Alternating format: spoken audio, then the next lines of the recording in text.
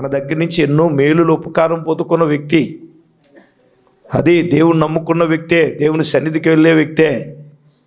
మరి ఏం చేస్తారండి? చేయడండి సార్, చేస్తారు సార్. దేవుడు ఎందుకు చేయడండి? దేవుని మీద మనం ఆనుకున్నప్పుడు దేవుడు అన్ని విషయాల్లో దేవుడు చేస్తాడు. నేను నమ్ముతున్నాను, నా ప్రభువు చేస్తాడు. ఏ విషయంలో ప్రభు మనల్ని ఏం చేయడు? దేనికి సిగ్గుపరచటం. ఆమేన్, ఆమేన్, ఆమేన్. మూడవది దేవుడు మనకు తోడుంటే అన్నీ సఫలమే. హల్లెలూయా. తర్వాత మనం చూసినప్పుడు దేవుని బిడ్డలారా, ఆదికాండము 26వ అధ్యాయం 3వ వచనం. ఏమండి, గెరారు ఇశ్రాయేలు దేశంలో కరువు వచ్చినప్పుడు అబ్రహాము గెరారు అనే ప్రాంతానికి వెళ్ళాడు.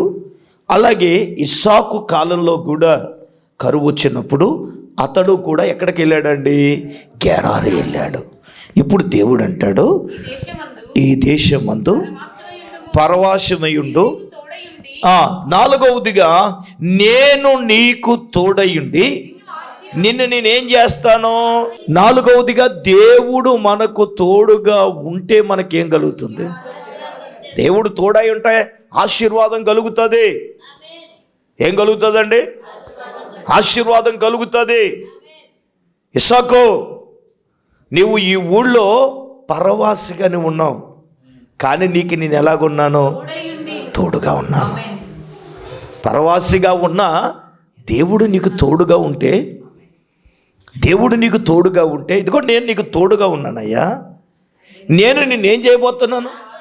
మరి వెళ్ళాడు ఆ గెరారు దేశంలో, విత్తనం వేశాడు, 100 ఫలము పొందాడు. అక్కడ రాయబడింది ఏంటంటే, యెహోవా అతనిని ఆశీర్వదించిన గనుక ఆ మనుషుడు మిక్కిలి గొప్పవాడయ్యాడు. అతడు మిక్కిలి గొప్పవాడయ్యే వరకు కూడా అతడు క్రమక్రమంగా ఏం పొందాడు? అభివృద్ధి పొందాడు. అంతా బాగానే ఉంది. అసూయపడి వీళ్ళు ఏం చేశారు? బాగుపడ్డామంటే ఎవరికైనా అసూయ. శివుడు ముక్కేసుకుంటే, చిరుగుపోని చీర కట్టుకుంటే ఎవరు పట్టించుకోరు మనల్ని. మరి నువ్వేమో తలతలా మెరిసి చీర కడితే మరి ఎలా ఉంటుంది? మరి ఏంటంటే నిజమే కదా. మరి బైబిల్లోనూ ఉంది. మరి ఇస్సాకు ఒంటరిగా వచ్చినప్పుడు ఎవరు ఆడి మీద అసూయ పడలేదు. దేవుడు తోడుంటే, ఆశీర్వదిస్తే, విత్తనం వేస్తే క్రమంగా 100 ఫలం పొందితే అక్కడేముంది? ఫిలిష్తీయులు అతని మీద అసూయపడి, ఓయ్ నువ్వు మా ఊళ్ళో ఉండటానికే వీల్లేదో అని పంపించేశారుగా. మరి అక్కడికి వచ్చి ఆయన బెయేర్షెబాకు వచ్చేసి చాలా నిరాశతో అతడు ఉంటే, నిస్పృహలతో ఉంటే మరి ఏం చేయాలో అతను తెలియక ఉన్నాడు. చూడండి 23-24 వచనంలో, అక్కడ నుండి అతడు బెయేర్షెబాకు వెళ్ళాను. ఆ రాత్రియే యెహోవా అతనికి ప్రత్యక్షమై, నీ తండ్రి అయిన అబ్రహాము దేవుడను, నేను నీకు తోడై ఉన్నాను కనుక భయపడకము, నా దాసుడైన అబ్రహామును బట్టి నేనేం చేయబోతున్నాను? నేను నిన్ను ఆశీర్వదించబోతున్నాను. హల్లెలూయా. నా దాసుడైన అబ్రహామును బట్టి నేనేం చేయబోతున్నాను? నిజమే, దేవుడు తోడుగా ఉంటే ఇస్సాకును ఆశీర్వదించాడు. ప్రయాణంలో ప్రతికూల పరిస్థితులు అతనికి ఎదురైనాయి సార్. ఆస్తంతా పోయింది సార్, ఒంటరిగానే మిగిలాడు సార్. ఏం చేయాలో తెలియని పరిస్థితుల్లో దేవుడు అంటున్నాడు, ఇదిగో నేను నీకు తోడై ఉంటాను. నీ తండ్రి అయిన అబ్రహాము దేవుడను, నేను నీకు తోడై ఉన్నాను కనుక నీవు భయపడకు. నా దాసుడైన అబ్రహామును బట్టి నేనేం చేయబోతున్నాను సార్ అంటే, నేను నిన్ను ఆశీర్వదిస్తాను. హల్లెలూయా. దేవుడు ఏం చేస్తాడు సార్? ఆశీర్వదిస్తాడంటండి. దేవుడు తోడుగా ఉంటే మనకి ఏం జరుగుతుంది అంటే ఆశీర్వాదం, దీవెనే కదా. ఒకవేళ నీ కుటుంబంలో ఆశీర్వాదం లేదనుకుంటున్నావా? అలనాడు మరియకు దేవుడు నీకు తోడై ఉన్నాడు, శుభము కలుగు కాక అని చెప్పిన దేవుడు ఒట్టిని వదిలేశాడా? వదలలేదు కదా. ఇస్సాకును వదిలేశాడా? వదలలేదు కదా. ఏముంది సార్? దేవుడు అతనికి తోడై ఉన్నాను కాబట్టి తన తండ్రి అయిన అబ్రహామును బట్టి దేవుడు ఏం చేయబోతున్నాడు? ఎస్, నీ కుటుంబాన్ని దేవుడు ఆశీర్వదించబోతున్నాడు. నేను అంటాను, మన జీవితం దేవునికి సమర్పించాలి సార్. మనము దేవునికి లోబడి జీవించాలి సార్. వాగ్దానాన్ని మనం నమ్మాలి సార్. దేవునికి మనము భయపడాలి సార్. భయపడితే, లోబడితే దేవుడు ఎందుకు చేయడు సార్? దేవుడు చేస్తాడు కదా. నేను నమ్ముతున్నాను, ఖచ్చితంగా నేను నమ్ముతున్నాను ప్రభు చేయబోతున్నాడు అని. ఒక అద్భుతమైన కార్యాన్ని ప్రభు చేయబోతున్నాడు నేను నమ్ముతున్నాను. ఎస్, ప్రభు మన జీవితాల్లో చేస్తాడు. ఆమేన్. ఆయన బిడ్డలైన వాడిని ఆయన ఎప్పుడు కూడా ఏం చేయడు సార్ అంటే విడిచిపెట్టడండి. ఇస్సాకును దేవుడు వదిలేశాడా? వదలలేదు కదా. దేవుడు అతనిని ఆశీర్వదించే వరకు కూడా వదలలేదు కదా. అందుకే ఫిలిష్తీయులు వచ్చి అంటారు, ఇస్సాకు అడుగుతారు, ఏయ్ మీ ఊళ్ళోంచి మమ్మల్ని పంపించేశారు కదా, ఎందుకు వచ్చారు అని అడిగితే వాళ్ళు ఇచ్చిన స్టేట్మెంట్ ఏంటో తెలుసా? 28వ వచనంలో, వారు నిశ్చయముగా యెహోవా నీకు తోడై ఉండటం మేము చూచాం. చప్పట్లు కొట్టండి గట్టిగా. ఫిలిష్తీయులు ఏమన్నారు? యెహోవా నీకు తోడై ఉండటం మేము చూచాం. ఆమేన్. దేవుడు నీకు తోడై ఉండటం ప్రజలు చూచారని నీకు భయపడాలి. ఎవడైనా సరే, పక్కింటోడైనా ఎదిరింటోడైనా చివరికి కట్టుకున్నోడైనా దేవుడికి తోడై ఉన్నాడు చూచాడంటే భయపడతాడు. చూడండి, సౌలు కూడా 2 సార్లు ఈటిని విసి చంపేద్దాం అనుకున్నాడు దావీదుని. 2 సార్లు కూడా తప్పుకుంటే సౌలు అనుకున్నాడు, నాకు గురి ఎప్పుడు తప్పదు కదా. ఎందుకు ఎలా జరిగిందంటే బైబిల్లో రాయబడి మాట ఏంటో తెలుసా? తన్నును విడిచి దేవుడు దావీదునకు తోడయ్యుండుట సౌలు చూచి సౌలు దావీదునకు. దేవుడు నీకు తోడుంటే నీ శత్రువైన నీకు భయపడాలి, ఎవడైనా నీకు భయపడవలసిందే. హల్లెలూయా. కారణం ఏమనగా దేవుడు నీకు తోడుగా. ఇప్పుడు చూడండి, పంపించేశారు. ఇప్పుడు ఆలోచన ఏమన్నారు? ఆశీర్వాదం ఉంటే ఎవడన్నా వచ్చేస్తాడు దేవుని స్తోత్రం. ఆశీర్వాదం లేకపోతే ఎవడొస్తాడు సార్? ఒంట్లో ఆరోగ్యం ఉన్నది చెప్పు వండి పెడితే ఎంతమంది అయినా వస్తారు. అది అన్నీ వండి పట్టలేక నువ్వు మంచం మీద పడుంటే ఎవరైనా వస్తారు నీ దగ్గరికి? వచ్చేవి కదా వండుకు తినవే అంటే అది కూతురైనా లేచి వెళ్ళిపోద్ది, ఇచ్చి రక్తమే చేయి. యథార్థమైన విషయాలు ఇవి, నిజమండి. ఒంట్లో బలం ఉంటే ఉంటారు, బలం లేకపోతే ఎవడుంటాడు? ఎవడుండడు కదా. ఇప్పుడు ఆశీర్వాదం ఉంటే వస్తారు, ఆశీర్వాదం లేకపోతే. 4వదిగా దేవుని పెట్టారా, దేవుడు తోడయింటే మనకేంటి చెప్పండి? ఆశీర్వాదమే, ఆశీర్వాదమే. తర్వాత దేవుని బిడ్డలారా మనం చూస్తే ఎన్నోది ఇది? 5వదిగా దేవుడు మనకు తోడు ఉంటే మనకేంటి చెప్పనా? సమాధానము. అందరూ చెప్పండి ఏంటి? సమాధానము.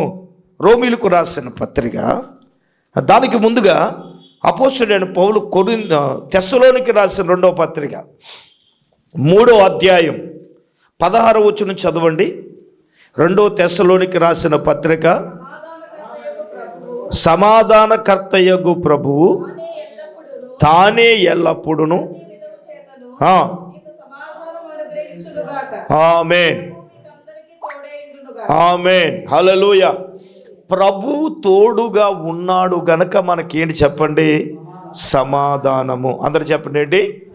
అలాగే రోమీలకు రాసిన పత్రిక 15వ అధ్యాయము చివరి వచనం 33వ వచనం, అక్కడ ఏముంటుందంటే సమాధానకర్తయగు దేవుడు మీకు ఏమైన్నో మీకందరికీ తోడై ఉండెను. హల్లెలూయా. 5వదిగా దేవుని బిడ్డలారా, దేవుడు గనక మనకు తోడుగా ఉంటే మనకేంటి? సమాధానం.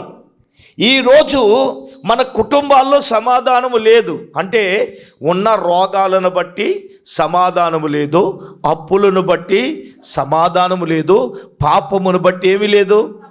ఒక వ్యక్తి జీవితంలో పాపం ఉంటే ఏముండదండి? సమాధానం ఉండదు. పాపాత్మురాలైన స్త్రీ యేసు దగ్గరకు వచ్చినప్పుడు కన్నీటితో యేసయ్య పాదాలు కడిగినప్పుడు, తన తలకుర్లతో యేసయ్య పాదాలు తుడిచినప్పుడు, ఆయన పాదాలు ముద్దు పెట్టుకున్నప్పుడు తైలం తీసుకొచ్చి అతని పాదాల మీద పోసి అభిషేకిస్తున్నప్పుడు, అతను భోజనాలకు పిలిచిన పరిచయుడు ఏమనుకుంటున్నాడు? ఆయనేమో పరిశుద్ధుడు, ఈమె ఎవరు? పాపాత్మురాలు కదా. ఇప్పుడు ఆమె పాపాత్మురాలన్న సంగతి యేసయ్యకి తెలుసు, యేసయ్య యందు విశ్వాసం ఉంచిందని యేసయ్యకి తెలుసు. ఆయన ఏమన్నారు? విస్తారంగా ఆమె చేసిన విస్తారంగా ఆమె నన్ను ప్రేమించింది కాబట్టి. ఓకే, కింద వచనంలో ఏముంటుందంటే లూకాసు వార్త 7వ చివరి వచనంలో ఆమె ఏమన్నాడు, కుమారి నీ విశ్వాసమే నిన్ను రక్షించేను, నువ్వు సమాధానముతో వెళ్ళు. హల్లెలూయా. ఇప్పుడు పాపం ఉంది కాబట్టి ఆమెలో ఏమీ లేదు, సమాధానం లేదన్న సంగతి ఎవరికి తెలుసు? యేసయ్యకి తెలుసు కదా. ఏమండి, సమాధానము లేదన్న సంగతి యేసయ్యకి తెలుసు. నీ హృదయంలో పాపం ఉంటే సమాధానం ఉండదు. పాపపు క్రియలు ఉన్నా సమాధానం ఉండదు. పాపపు ఆలోచనలు ఉన్నా నీలో ఏముండదండి? అసలు పాపపు తలంపులు ఉండడానికే కదా మనసు కుదురలేకపోవటం కోసం. ఏమండి, సమాధానాన్ని లేకపోవడానికి కారణం అదే. హృదయములో పాపము లక్ష్యం చేస్తే సమాధానం ఎలాగుంటుంది సార్? ఉండదు కదా. ఈ రోజున టీవీ ముందు కూర్చుని వాక్యం వింటున్న వారులారా, మీరు మీ హృదయంలో పాపం ఉంది కాబట్టి మీ కుటుంబంలో సమాధానం లేదు. నీ భార్యకి తెలియకుండా నువ్వు పాపం చేస్తున్నావు, నీ తల్లిదండ్రులకు తెలియకుండా నువ్వు పాపం చేస్తున్నావు, నీ బిడ్డలకు తెలియకుండా నువ్వు పాపం చేస్తున్నావు. నువ్వేమనుకున్నావు అంటే కవర్ చేస్తున్నాను అనుకున్నావు. ఆ కవరింగే నీ కుటుంబంలో సమాధానానికి లేకపోవడానికి కారణం. నీ వ్యాపారంలో సమాధానం లేకపోవడానికి కారణం. నీ ఇంటిలో సమాధానం లేకపోవడానికి కారణం. నీవు చేసే ఉద్యోగ స్థలములో సమాధానాన్ని లేకపోవడానికి కారణం అదే కదా. పాపమును నీ హృదయంలో ఉంటేనే కదా సమాధానం లేకపోవటానికి. యేసయ్య దాన్ని గమనించి ఆమె పాపాలని క్షమించి ఆమెతో ఏమన్నాడు? సమాధానంతో నువ్వు వెళ్ళు అన్నాడు. చప్పట్లు కొట్టండి గట్టిగా. నిజమే కదా దేవుని సంగమా, దేవుని బిడ్డలారా, పరిశుద్ధాత్మ దేవుడే తన వాక్యమును బట్టి నీతో నాతో మనందరితో కూడా ప్రభువు మాట్లాడుతూ ఉన్నాడు. ఈరోజు సమాధానము లేని మన జీవితంలో దేవుడే కదా మనకేమిస్తున్నాడు? సమాధానాన్ని ఇచ్చే దేవుడు. హల్లెలూయా. రెండవదిగా కుటుంబాలలో వ్యక్తిగత జీవితాలలో రోగాలు ఉంటే ఏముండదండి? చెప్పండి. చిన్న రొంపే శ్వాస ఆటలేదు, ముక్తో మాట్లాడేస్తున్నాను. దేవునికి స్తోత్రం. హల్లెలూయా. ఏమండి, చిన్న బలహీనతే కదా. ఏమండి, మందులు వేసుకున్నా ఏమి వేసుకున్నా తగ్గకపోతే సమాధానం. చూడండి, 12 ఏళ్ల నుంచి రక్తస్రావ రోగంతో బాధపడుతున్న ఆమె అనేక వైద్యుల చేత తిప్పలు పడింది, కానీ తగ్గలేదు. ఈ రోజున చాలా కుటుంబాలలో కదండి రోగాలండి. డాక్టర్ల దగ్గర తిరుగుతున్నాం, మందులు వేసుకుంటున్నాం, తగ్గకపోతే, బలహీనత రాకపోతే, ఏమన్నా వస్తే తగ్గకపోతే సమాధానం ఉంటుందా? సమాధానం ఉండదు కదా. ఏమండి, ఆమె జీవితంలో ఏమీ లేదు, భర్తకి ఆమెకి ఏమీ లేదు, సమాధానం లేదు కదా.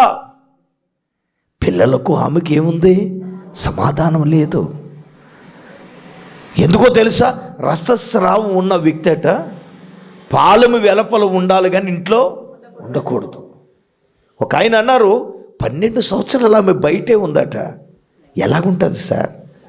భర్త ఉండి వాళ్ళతో మాట్లాడకుండా దూరంగా ఉంటే ఎంత వేదనగా ఉంటుందో చెప్పండి, ఎంత వేదనగా ఉంటుందో చెప్పండి. సమాధానం ఉంటుందా? డాక్టర్ల దగ్గరికి వెళ్తుంది, మందులు వేసుకుంటుంది, తగ్గట్లేదు, సమాధానం ఉంటుందా? ఏమా ఉంటుందా? ఉండదు కదా. అనేక కుటుంబాల్లో ఇదే పరిస్థితులండి. కానీ దేవుడు యేసయ్య దాన్ని ఎరిగిన వాడై ఇప్పుడు ఆమె అనుకుంది, విసిగి వేసారిపోయింది, నేను యేసు దగ్గరికి వెళ్తాను, ఆయన వస్త్రాన్ని ముడతాను, నేను బాగుపడతాను అని అనుకుంది. వెళ్ళింది. ఏమంటే ఏం చేసిందండి? యేసయ్య వస్త్రాలను ముట్టింది.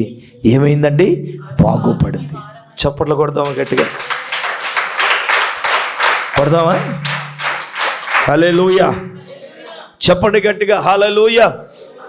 ఏమండి, ఏం జరిగింది అనంటే, నా ప్రియమైన వారులారా, ఆ వస్త్రాన్ని యేసయ్య వస్త్రాన్ని ముట్టగానే ఆమె బాగుపడింది. బైబిల్ రాయబడిన మాట ఏంటి తెలుసా? ఆమె రక్తధార వెంటనే కట్టడాయను. హల్లెలూయా. ఇప్పుడు యేసయ్య ఆమెతో ఏమంటున్నాడు? కుమారి, నీ విశ్వాసమే నిన్ను స్వస్థపరచను. మరి ఇప్పుడు యేసయ్య నువ్వు బాగుపడ్డావు, ఇంటికి వెళ్ళొచ్చు అనొచ్చు కదా. మరి ఏమన్నాడండి? నా సోదరుడా సోదరి, ఈ టీవీ ముందు కూర్చుని వాక్యం వింటున్న వారులారా, మీరు ఏ బలహీనతతో ఏ సమస్యతో టీవీ ముందు కూర్చుని వాక్యం వింటున్నారు, దేవాది దేవుడు మీతోనే మాట్లాడుతున్నాడు కదా. ఆమె విశ్వసించింది కాబట్టి ఆమె జీవితంలో నా యేసయ్య అద్భుతం చేశాడు. విశ్వసిస్తే నీ జీవితంలో ప్రభు అద్భుతం చేయబోతున్నాడు. నీ బలహీనత నుంచి దేవుడు నీకు విడుదలనిచ్చి స్వస్థతను ఆరోగ్యమును నా ప్రభు ఇవ్వబోతున్నాడు. ఆమేన్. నువ్వు ఆయన యందు విశ్వసించగలిగినట్లయితే, ఆమె విశ్వసించింది కాబట్టి ఆమె జీవితంలో నా యేసయ్య అద్భుతం చేశాడు. చూడండి, ఇప్పుడు స్వస్థపరిచి ఇప్పుడు ఏమిస్తున్నాడు?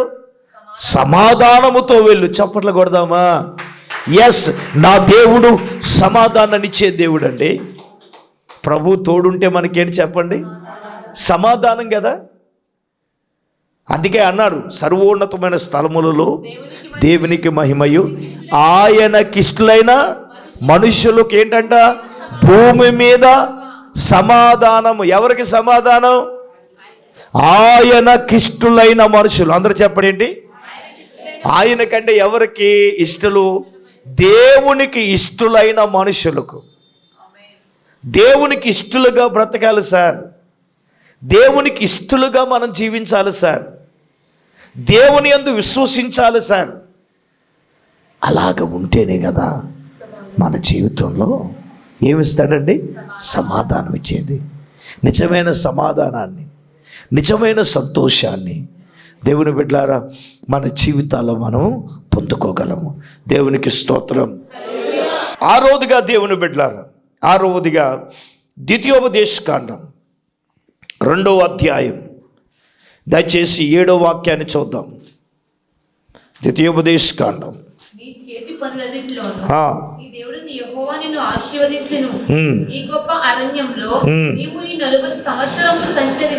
ఓకే,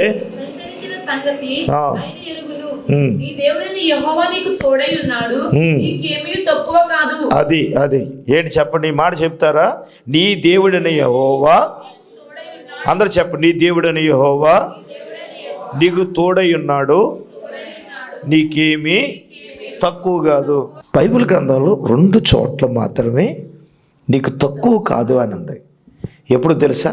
సారీపత్ అనే విధవరాల దగ్గరికి ఏలియా గారిని పంపించినప్పుడు ఏలి అన్నాడు, పట్టెడు పిండి బుడ్డుడు కొంచెం నూనె ఉంది అంటే, నేను నా కొడుకు నేను చేసుకుని తినే చచ్చిపోదాం అనుకుంటే దైవజనుడు అన్నాడు, నువ్వు వెళ్ళి మొదట అప్పం చేసుకుని తీసుకురమ్మనంటే ఆమె వెళ్ళి దైవజనుడు చెప్పినట్లు ఆమె చేసిందట. సమయం అవుతుంది కాబట్టి అలాగ చేయగా బైబిల్లో రాయబడిన మాట ఏంటో తెలుసా? ఏమంటే ఆ కరువు కాలం అంతా ఏమండి ఆమె ఏమైందంట? తొట్టులో పిండే తక్కువ కాలేదు, బుడ్డులో నూనె. చప్పట్లు కొట్టండి గట్టిగా. నేనంటాను, ఇప్పుడు ఆమెకు తోడుగా ఏమన్నా పంపించాడు? దైవజనుడు పంపించాడు. ఏమన్నా పంపించాడు? నేను వాడు చెప్పిన దైవజనుడు అక్కడ ఉంటాను బట్టి ఆమె ద్వారా దైవజనుడు పోషించబడ్డాడు. దైవజనుడు ద్వారా ఆమె ఏమైంది? పోషించబడింది. హల్లెలూయా. తొట్టులో పిండి తక్కువ కాలేదు నాన్న, బుడ్డులో నూనె ఏం అవ్వలేదు. దేవుడు తోడు ఉంటే ఆ కరువు కాలంలో వెళ్ళి దేవుడు తోడుగా ఉన్నాడు సార్. పట్టెడు పిండి బుడ్డులో కొంచెం నూనె సార్. తన అప్పం చేసుకుని తినేద్దాం అనుకుంది, కానీ ఏం చేసిందో తెలుసా? దైవజనుడు అక్కడికి వెళ్ళాడు కాబట్టి, ఆమె దైవజనుడు మాట వింది కాబట్టి, అది దేవుని మాటగా ఆమె శిరస వహించింది కాబట్టి, ఇప్పుడు నా ప్రభువు నా దేవుడు ఏమన్నాడు తెలుసా? ఏమన్నాడు తెలుసా? ఎస్, ఆమె చేసింది ఏమలేదు. తొట్టులో పిండే తక్కువ కాలేదు, బుడ్డులోనే. నిజంగా దేవుడు తోడుంటే నీకే విషయంలో కూడా తక్కువ కాదు. దేవుడు తక్కువ రానివాడు. ఎందుకంటే అదే వచనంలో ఏమన్నాడు తెలుసా? నీవు చేసే నీ చేతి పనులన్నిటిలో యెహోవా నిన్ను ఏం చేస్తాడు? ఆశీర్వదిస్తాడు. హల్లెలూయా. దేవుడు నీకు తోడుంటే నాన్న, నువ్వు చేసే ఏ పనైనా నీకు దేవుడు నిన్ను ఆశీర్వదించినప్పుడు, దేవుడు నీకు తోడున్నప్పుడు నీకేమీ తక్కువ కాదు.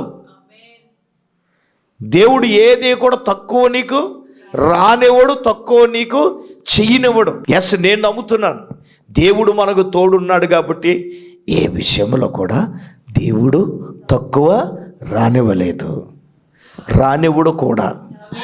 హల్లెలూయా, ప్రైజ్ ద లార్డ్. నిజమే, దేవుడు తోడుగా ఉన్నవాడికి దేవుడు ఏ విషయంలో తక్కువ రానివ్వడు. చివరిది 7వది అపోస్తలుల కార్యగ్రంథం 14వ అధ్యాయం 27వ వచనంలో మనం చూస్తే దేవుడు తోడై ఉంటే కార్యాలు జరుగుతాయంట. 14:27 వారు వచ్చి దేవుడు తమకు తోడై ఉండి ఎస్ అన్యజనులు విశ్వసించుటకు ఆయన ద్వారము తెరిచి ఉన్నాడు. హల్లెలూయా. దేవుడు నీకు తోడై ఉండి ఆయన కార్యాలు జరిగిస్తే అన్యజనులు ఏం చేస్తారంట? విశ్వసించడానికి ఆయన ద్వారము తెరుస్తాడు. హల్లెలూయా. ఎవరికి? మనకే. ఎందుకు? అన్యజనులు తెలుసుకోవాలి. అన్యజనులు ఏం చేయాలి? విశ్వసించాలి. ఎప్పుడు విశ్వసిస్తారు? దేవుడు నీకు తోడై ఉన్నప్పుడు, నీవు దేవుని చేత కార్యాలు నీ జీవితంలో చేసినప్పుడు. ఆమేన్. దేవుడికి తోడున్న వాడికి దేవుడు ఏం చేస్తాడు సార్? కార్యాలు దేవుడు చేస్తాడు సార్. ఎస్, దేవుడు తోడున్న వారికి ఏం చేస్తాడు? దేవుడు కార్యాలు చేస్తాడు. ఇప్పుడు నీకు చేసిన కార్యాలు చూచినప్పుడు అన్యజనులు విశ్వసిస్తారు. విశ్వసించడానికి దేవుడు ఏం తెరుస్తాడు? అంతే కదా. ఆమేన్. దేవుడు నీకు ద్వారం తెరుతాడు. నువ్వు ఏమనుకున్నావు? ద్వారాలు ముయ్యబడి అనుకున్నావా? దేవునికి ద్వారాలు ఎప్పుడు చెప్తా ఉంటాం, ఒక ద్వారం ముయ్యబడితే అయ్యో మాట్లాడినామా, ఒక ద్వారం ముయ్యబడితే బైబిల్లో ఉంది అది, కానీ అనేస్తాం దేవునికి స్తోత్రం. నిజమే, ఒక ద్వారం ముయ్యబడినా దేవుడు నీకు ద్వారం తెరుస్తున్నాడు కార్యం చేయటానికి.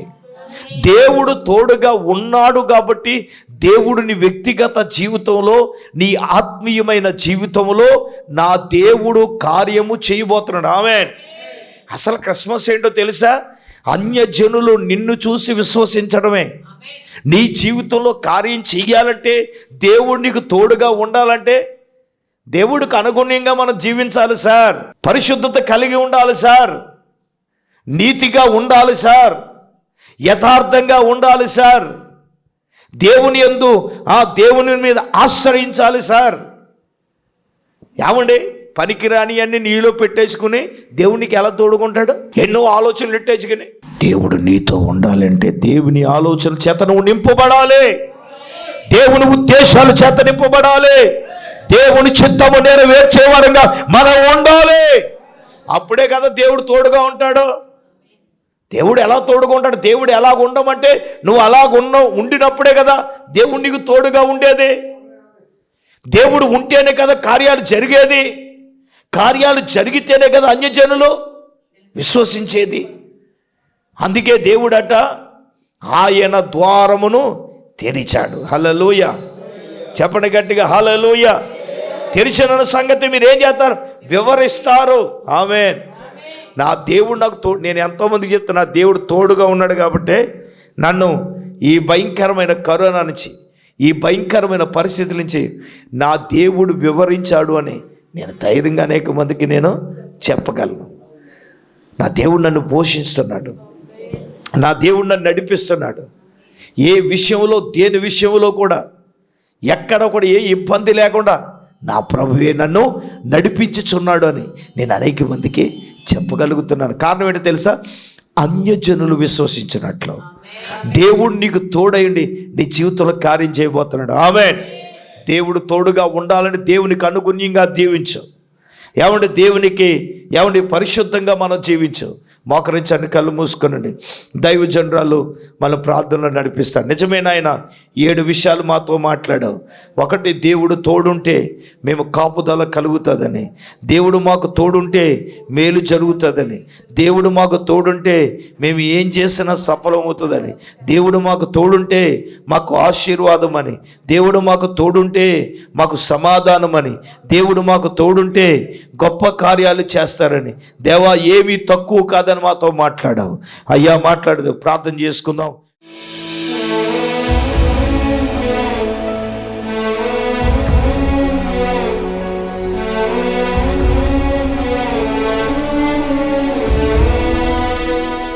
స్తోత్రం స్తోత్రం స్తోత్రం స్తోత్రం స్తోత్రం. పరిశుద్ధుడు తండ్రి, మహోన్నతుడా, నీకు వందనాలు నాయన. ఈ రాత్రికాల సమయంలో ఉపవాస కూడికలో నాయన నీ దాసులను అభిషేకించి ప్రభా, ఇంతవరకు నీ వాక్యము ద్వారా మీరు మా అందరితో మాట్లాడినందుకు వందనాలు ప్రభా. యేసయ్యా, నీవు తోడుగా ఉంటే నాయన నీకు స్తోత్రాలు. మాకు కలిగే 7 ఆశీర్వాదాలు ప్రభా నాయనా. నా తండ్రి నీకు స్తోత్రములు. ఈ లోకంలో ఎవడు విడిచిపెట్టినా అయ్యా, నీ విడిచిపెట్టే దేవుడు కాదు ప్రభా. నీవు తోడుగా ఉంటున్నావు కాబట్టి నాయనా, నీ వెళ్ళే ప్రతి స్థలమందు నిన్ను కాపాడుతానని నాయనా నీకు స్తోత్రాలు. యాకోబుకి ప్రభా అయ్యా తోడై ఉండి నైనా వాగ్దానం ఇచ్చావు తండ్రి, నీకు వందనాలు అయ్యా. నాయన నీవు కాపాడే దేవుడు ప్రభా, నీకు స్తోత్రాలు. నీవు మేలు చేసే దేవుడు నాయన అయ్యా. నా తండ్రి నీకు స్తోత్రం. నీవు తోడుగా ఉండి అయ్యా చేసే ప్రతి ఒక్క పనిని సఫలం చేసే దేవుడు అయి ఉన్నావు నాయన అయ్యా. నా తండ్రి నీవు తోడుగా ఉంటే ప్రభా నీకు స్తోత్రాలు నాయన. ఎన్నో ఆశీర్వాదాలు నాయన అయ్యా. నా తండ్రి నీకు స్తోత్రాలు. సమాధానం ఇచ్చే దేవుడు నాయన అయ్యా. నాయన నీకు స్తోత్రాలు. నీవు తోడుగా ఉంటే ఏది తక్కువ చేయవు ప్రభా అయ్యా. నీవు తోడుగా ఉంటే ఆశీర్వాదం ఇచ్చే దేవుడు అయి ఉన్నావు నాయన అయ్యా. నాయన ఇస్సాకుని ఆశీర్వదించిన దేవా, యాకోబుకు తోడుగా ఉన్న దేవా అయ్యా. నాయన నీకు స్తోత్రాలు తండ్రి. యోసేపుకు తోడైన దేవా నీకు స్తోత్రాలు నాయన. నా తండ్రి నాయన బైబిల్ గ్రంథంలో అనేక మంది భక్తులకు ప్రభా నీవు తోడైండి ఎన్నో కార్యాలు చేసావు ప్రభా అయ్యా. నీవు తోడుగా ఉంటే కార్యములు చేసే దేవుడు నాయన. అన్యజనులు విశ్వసించున్నట్లుగా తండ్రి అద్భుతాలు జరిగించే దేవుడు ప్రభా, నీకు వందనాలు యేసయ్యా. ఈ రాత్రికాల సమయంలో కూడి వచ్చిన ప్రతి ఒక్క సహోదరిని జ్ఞాపకం చేసుకో తండ్రి. ఈ రాత్రి విత్తబండి మాటలు ప్రతి ఒక్క బిడ్డ హృదయం నీరు కట్టి ఫలింపచే తండ్రి, నీకు వందనాలు అయ్యా. నువ్వు మాకు తోడుగా ఉన్నావన్న విషయాన్ని మేము మరిచిపోకుండా తండ్రి అయ్యా. నాయన నీ కార్యములను మేము పొందుకోవటానికి సహాయము దయచేయండి అయ్యా. నీవు తోడుగా ఉన్నావన్న ధైర్యాన్ని మీరు మాకు అనుగ్రహించండి తండ్రి. యేసయ్యా నీకు వందనాలు ప్రభా, స్తోత్రాలు. కూడి వచ్చిన ప్రతి ఒక్క బిడ్డని పేరు పేరున దయతో జ్ఞాపకం చేసుకోనండి. నీ సేవకును కూడా ఇంకా బలపరిచి నీ ఘనమైన పరిచర్యలో వాడుకు మీరే మహిమ పొందమని యేసయ్య పరిశుద్ధ నామములో ప్రార్థన చేసి అడిగి వేడుకొనుచున్నాం మా పరమ తండ్రి. ఆమేన్ ఆమేన్.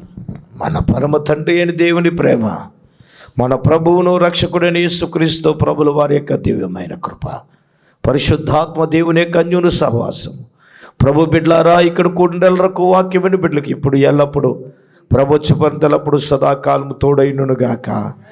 ఆమేన్ ఆమేన్ ఆమేన్. యేసు రక్తమే చేయం, ప్రభు యేసు రక్తమే చేయం, ప్రభు యేసు నామానికి సంపూర్ణ విజయం, అపవాది కీలకు అనంత నాశనం కలుగుగాక.